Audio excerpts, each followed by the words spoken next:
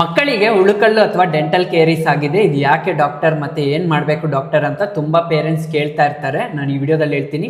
ನಾನು ನಿಮ್ಮ ಮಕ್ಕಳ ಡಾಕ್ಟರ್ ಸುನಿಲ್. ಈ ವಿಡಿಯೋನ ಖಂಡಿತ ಲೈಕ್ ಮಾಡಿ, ಶೇರ್ ಮಾಡಿ, ಫಾಲೋ ಮಾಡಿ. ನಿಮ್ಗೆ ಏನೇ ಡೌಟ್ಸ್ ಇದೆ ಅಂದರೆ ಕಮೆಂಟ್ ಮಾಡಿ ನನಗೆ ತಿಳಿಸ್ಕೊಡಿ. ಉಳುಕಲ್ಲು ಅನ್ನೋದು ಎಲ್ಲ ಏಜ್ ಗ್ರೂಪಲ್ಲೂ ಆಗ್ತಾ ಇರುತ್ತೆ. ಎಸ್ಪೆಷಲಿ ಲೆಸ್ ದ್ಯಾನ್ 6 years ಇರೋ ಮಕ್ಕಳಲ್ಲಿ ಆಗ್ತಾ ಇರುತ್ತೆ. ಇದನ್ನ ನಾವು ಅರ್ಲಿ ಚೈಲ್ಡ್ಹುಡ್ ಕೇರೀಸ್ ಅಂತ ಕರಿತೀವಿ. ಇದು ಯಾಕಾಗತ್ತೆ ಅಂತಂದ್ರೆ, ಮಕ್ಕಳ ಟೀತ್ ಪ್ರೊಟೆಕ್ಟಿವ್ ಲೇಯರ್ ಅನ್ನೋದು ಎನಾಮೆಲ್ ಅಂತ ಕರಿತೀವಿ. ಇದು ಪದೇ ಪದೇ ಮಕ್ಕಳು ಸ್ವೀಟ್ಸ್ ತಿಂತಾ ಇದ್ದಾರೆ, ಚಾಕ್ಲೇಟ್ಸ್ ತಿಂತಾ ಇದ್ದಾರೆ, ಅಂಟಂಟಾಗಿರೋ ಪದಾರ್ಥಗಳು ತಿಂತಾ ಇದ್ದಾರೆ ಅಂದರೆ ಅಲ್ಲಿ ಒಂದು ಪ್ಲಾಕ್ ಥರ ಫಾರ್ಮ್ ಆಗುತ್ತೆ. ಇದರಲ್ಲಿ ಬ್ಯಾಕ್ಟೀರಿಯಾ ಅನ್ನೋದು ಗ್ರೋತ್ ಆಗುತ್ತೆ. ಯಾವ ಬ್ಯಾಕ್ಟೀರಿಯಾ ಅಂತಂದರೆ ಸ್ಟ್ರೆಪ್ಟೋಕಾಕಸ್ ಮ್ಯೂಟೆನ್ಸ್ ಬ್ಯಾಕ್ಟೀರಿಯಾ.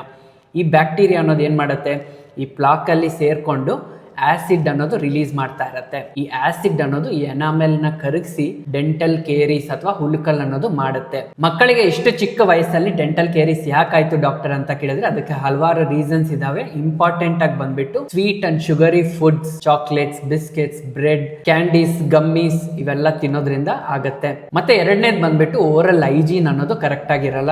ಮಕ್ಕಳಿಗೆ ಬ್ರಷಿಂಗ್ ಅನ್ನೋದು ಟ್ವೈಸ್ ಡೈಲಿ ಮಾಡಬೇಕಾಗತ್ತೆ. ಟೂತ್ ಪೇಸ್ಟ್ ಯೂಸ್ ಮಾಡಿ ಬ್ರಷಿಂಗ್ ಅನ್ನೋದು ಮಾಡಿಸ್ಬೇಕು. ಡಾಕ್ಟರ್ ನಮ್ಮ ಚಾಕ್ಲೇಟ್ಸೇ ತಿನ್ನಲ್ಲ, ಬಿಸ್ಕೆಟ್ಸೇ ತಿನ್ನಲ್ಲ, ಬ್ರಷ್ ಕೂಡ 2 ಸತಿ ಮಾಡುತ್ತೆ, ಆದ್ರೂ ಕ್ಯಾವಿಟೀಸ್ ಆಗಿದೆ ಯಾಕೆ ಅಂತ ತುಂಬಾ ಪೇರೆಂಟ್ಸ್ ಕೇಳ್ತಾ ಇರ್ತಾರೆ. ಎಸ್ಪೆಷಲಿ ಆಫ್ಟರ್ 1 year ನೀವು ಬಾಟಲ್ ಫೀಡಿಂಗ್ ಮಗುಗೆ ಕೊಡ್ತಾ ಇದ್ದೀರಾ, especially night times bottle feeding, bottle ಬಾಯಲ್ಲೇ ಇಟ್ಬಿಟ್ಟು ಬಿಟ್ಬಿಟ್ಟಿದ್ದೀರಾ ಅಂತಂದ್ರೆ ಈ ಮಿಲ್ಕ್ ಅಲ್ಲಿ ಸ್ಟ್ರೆಪ್ಟೋಕಾಕಸ್ ಬ್ಯಾಕ್ಟೀರಿಯಾ ಗ್ರೋತ್ ಆಗಿ ಇಲ್ಲಿ ಡೆಂಟಲ್ ಕೇರೀಸ್ ಅನ್ನೋದು ಆಗ್ತಾ ಇರುತ್ತೆ. ಇದನ್ನ ನಾವು ನರ್ಸಿಂಗ್ ಬಾಟಲ್ ಕೇರೀಸ್ ಅಂತ ಕರಿತೀವಿ. ಮತ್ತೆ ಕೆಲವೊಮ್ಮೆ ಡೆಂಟಲ್ ಕೇರೀಸ್ ಅಲ್ಲ ಅದು, but black colour teeth staining ಆಗತ್ತೆ. ಇದು ಐರನ್ ಇಂದ ಆಗತ್ತೆ.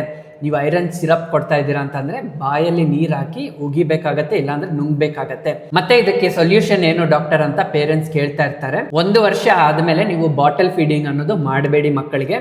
ನೈಟ್ ಟೈಮ್ ನಾರ್ಮಲ್ ಫೀಡಿಂಗ್ ಮಾಡ್ತಾ ಇದ್ರು ನೀವು ಬಾಯ್ ಅನ್ನೋದು ಸ್ವಲ್ಪ ವಾಶ್ ಮಾಡಬೇಕಾಗತ್ತೆ. ಮತ್ತೆ ಮಕ್ಕಳಿಗೆ ಹಲ್ಲು ಬರೋದು ಸ್ಟಾರ್ಟ್ ಆಗಿದ ತಕ್ಷಣದಿಂದಾನೇ ನೀವು ಬ್ರಷಿಂಗ್ ಅನ್ನೋದು ಸ್ಟಾರ್ಟ್ ಮಾಡಿ. ಮತ್ತೆ ನೀವು ಡೆಂಟಿಸ್ಟ್ ಅನ್ನ ಕನ್ಸಲ್ಟ್ ಮಾಡಬೇಕಾಗತ್ತೆ. ಯಾವಾಗ ಕನ್ಸಲ್ಟ್ ಮಾಡಬೇಕು ಅಂತಂದ್ರೆ ಫಸ್ಟ್ ಬರ್ತ್ಡೇ ಆಗಿದ ತಕ್ಷಣ ಒಂದ್ಸತಿ ಮಾಡಬೇಕು. ಮತ್ತೆ ನಿಮ್ಗೆ ಏನಾದ್ರೂ ಡೆಂಟಲ್ ಕೇರೀಸ್ ಸ್ಟಾರ್ಟ್ ಆಗ್ತಾ ಇದೆ ಅಂದ್ರೆ ಅವಾಗೇನೆ ಡೆಂಟಿಸ್ಟ್ ನ ಮೀಟ್ ಮಾಡಿಸಿ. ಡಾಕ್ಟರ್ ಮಕ್ಕಳಿಗೆ ಇರೋದು ಮಿಲ್ಕ್ ಟೀತ್ ಅಲ್ವಾ, ಅದೆಲ್ಲ ಉದುರೋಗುತ್ತಲ್ವಾ, ಟ್ರೀಟ್ಮೆಂಟ್ ಏನಕ್ಕೆ ಬೇಕು ಅಂತ ತುಂಬಾ ಪೇರೆಂಟ್ಸ್ ಕೇಳ್ತಾ ಇರ್ತಾರೆ. ಈ ಡೆಂಟಲ್ ಕೇರೀಸ್ ಅನ್ನೋದು ಒಂದ್ ಟೀತ್ ಇಂದ ಇನ್ನೊಂದು ಟೀತ್ ಗೆ ಸ್ಪ್ರೆಡ್ ಆಗುತ್ತೆ. ಹಾಗೆ ಬಿಟ್ಟಿದ್ದೀರಾ ಅಂತಂದ್ರೆ ಒಳಗಡೆ ಪರ್ಮನೆಂಟ್ ಟೀತ್ ಇನ್ನು ಬಂದಿರಲ್ಲ ಆಚೆ, ಇದು ಕೂಡ ಸ್ಪ್ರೆಡ್ ಆಗೋ ಚಾನ್ಸಸ್ ಇರುತ್ತೆ. ಮತ್ತೆ ತುಂಬಾ ಜಾಸ್ತಿ ಡೆಂಟಲ್ ಕೇರೀಸ್ ಆಗಿದೆ ಅಂತಂದ್ರೆ ಹಲ್ಲು ಬರೋದು ಡಿಫ್ರೆಂಟ್ ಡೈರೆಕ್ಷನ್ಸ್ ಅಲ್ಲಿ ಬಂದ್ಬಿಡುತ್ತೆ. ಡೆಂಟಿಸ್ಟ್ ಅನ್ನೋರು ನಿಮ್ಗೆ ಟ್ರೀಟ್ಮೆಂಟ್ ಆಪ್ಷನ್ಸ್ ಅನ್ನೋದು ಹೇಳ್ತಾರೆ. ಫಿಲ್ಲಿಂಗ್ ಮಾಡ್ತಾರೆ, ಇಲ್ಲಾಂದ್ರೆ ರೂಟ್ ಕೆನಾಲ್ ಟ್ರೀಟ್ಮೆಂಟ್ ಅನ್ನೋದು ಕೊಡ್ತಾರೆ. ಮಕ್ಕಳಿಗೆ ಯಾವ ಟೂತ್ ಪೇಸ್ಟ್ ಯೂಸ್ ಮಾಡಬೇಕು, ಹೇಗೆ ಬ್ರಷ್ ಮಾಡಿಸ್ಬೇಕು ಅಂತ ಒಂದು ವಿಡಿಯೋ ಮಾಡ್ತೀನಿ, ಖಂಡಿತ ಫಾಲೋ ಮಾಡ್ಕೊಳ್ಳಿ. ನಿಮ್ಗೆ ಏನೇ ಡೌಟ್ಸ್ ಇದೆ ಅಂತಂದ್ರೆ ಕಾಮೆಂಟ್ ಮಾಡಿ ನನಗೆ ತಿಳಿಸ್ಕೊಡಿ.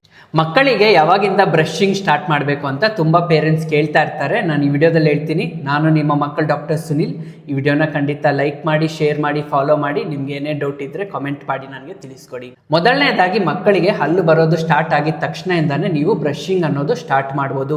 ಇದಕ್ಕೆ ಮುಂಚೆ ಮಾಡಬಾರ್ದ ಡಾಕ್ಟರ್ ಅಂತ ಕೇಳಿದ್ರೆ, ಇದಕ್ಕೆ ಮುಂಚೆ ನೀವು ಕಾಟನ್ ಬಟ್ಟೆಯಿಂದ ಮಕ್ಕಳ ದವಡೆ ಅನ್ನೋದು ಒರೆಸ್ತಾ ಇರ್ಬೋದು, ಹಲ್ಲು ಬರದೇ ಇದ್ರೂ.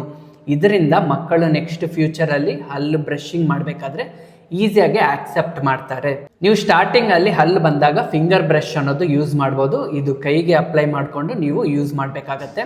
ಇದು ಸಿಲಿಕಾನ್ ಇಂದ ಮಾಡಿರೋದ್ರಿಂದ ಏನು ನೋವೇನು ಆಗೋದಿಲ್ಲ. ಮತ್ತೆ 1 ವರ್ಷ ಆದ್ಮೇಲೆ ನೀವು ಸಾಫ್ಟ್ ಬ್ರಿಸ್ಟಲ್ ಇರೋ ಟೂತ್ ಬ್ರಷ್ ನ ಯೂಸ್ ಮಾಡ್ಬೋದು. ಮತ್ತೆ ಡಾಕ್ಟರ್ ಯಾವ ಟೂತ್ ಪೇಸ್ಟ್ ನ ಯೂಸ್ ಮಾಡಬೇಕು ಮಕ್ಕಳಿಗೆ ಅಂತ ಕೇಳಿದ್ರೆ, ಲೆಸ್ ದ್ಯಾನ್ 2 years ಇದೆ ಮಗು ಅಂತಂದ್ರೆ ನಾನ್ ಫ್ಲೋರಿಡೇಟೆಡ್ ಟೂತ್ ಪೇಸ್ಟ್ ಅನ್ನ ಯೂಸ್ ಮಾಡಬೇಕಾಗತ್ತೆ. ಇದರಲ್ಲಿ ಫ್ಲೋರೈಡ್ ಇಲ್ಲದೆ ಇರೋದ್ರಿಂದ ಮಕ್ಕಳು ನುಂಗಿದ್ರು ಏನು ತೊಂದರೆ ಏನೂ ಆಗಲ್ಲ. ಮತ್ತೆ 2 ವರ್ಷದ ಮೇಲೆ ಇರೋ ಮಕ್ಕಳಿಗೆ ನೀವು ಫ್ಲೋರಿಡೇಟೆಡ್ ಟೂತ್ ಪೇಸ್ಟ್ ಅನ್ನೋದು ಯೂಸ್ ಮಾಡಬಹುದು. ಫ್ಲೋರೈಡ್ ಅನ್ನೋದು 500 ppm ಇದ್ರೆ ಸಾಕು. ಮತ್ತೆ 6 ವರ್ಷದ ಮೇಲೆ ಇರೋ ಮಕ್ಕಳಿಗೆ ಅಡಲ್ಟ್ ಟೂತ್ ಪೇಸ್ಟ್ ಅನ್ನೋದು ನೀವು ಯೂಸ್ ಮಾಡಬಹುದು. ಇದರಲ್ಲಿ ಫ್ಲೋರೈಡ್ 1000 ppm ಇದ್ರೆ ಸಾಕು. ಮಕ್ಕಳಿಗೆ ಯಾವ ಟೂತ್ ಪೇಸ್ಟ್ ಯೂಸ್ ಮಾಡಬೇಕು ಅಂತ ಲಾಸ್ಟ್ ಅಲ್ಲಿ ರೆಕಮೆಂಡೇಶನ್ ಮಾಡಿದ್ದೀನಿ, ಖಂಡಿತ ಕೊನೆ ತನಕನೂ ನೋಡಿ. ಮತ್ತೆ ಎಷ್ಟು ಟೂತ್ ಪೇಸ್ಟ್ ಯೂಸ್ ಮಾಡಬೇಕು ಡಾಕ್ಟರ್ ಅಂತ ಕೇಳಿದ್ರೆ, ಲೆಸ್ ದ್ಯಾನ್ 3 years ಇದೆ ಅಂತಂದ್ರೆ ರೈಸ್ ಗ್ರೀನ್ ಸೈಜ್ ಅಷ್ಟೇನೆ ಯೂಸ್ ಮಾಡಬೇಕಾಗತ್ತೆ.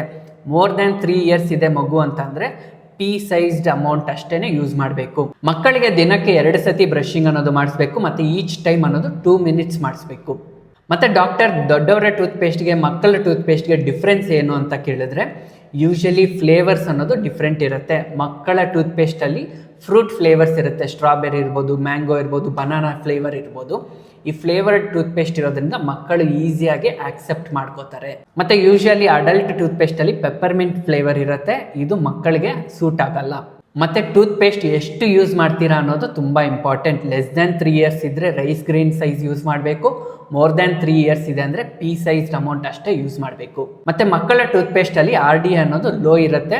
ಇದು ಮಕ್ಕಳ ಟೀತ್ಗೆ ಜೆಂಟಲ್ ಇರುತ್ತೆ. ಮತ್ತು ಮಕ್ಕಳು ಈ ಥರ ಪೇಸ್ಟ್ ಯೂಸ್ ಮಾಡಿ ಬ್ರಷಿಂಗ್ ಮಾಡಬೇಕಾದ್ರೆ ಟೂತ್ ಪೇಸ್ಟ್ ಅನ್ನೋದು ನುಂಗ್ಬಿಡ್ತಾ ಇರ್ತಾರೆ. ಇದೇನು ಮಾಡೋದು ಅಂತ ಕೇಳಿದ್ರೆ ಯೂಶುವಲಿ ಏನೂ ಆಗಲ್ಲ, ನುಂಗಿದ್ರೂ ಪ್ರಾಬ್ಲಮ್ ಏನೂ ಇಲ್ಲ.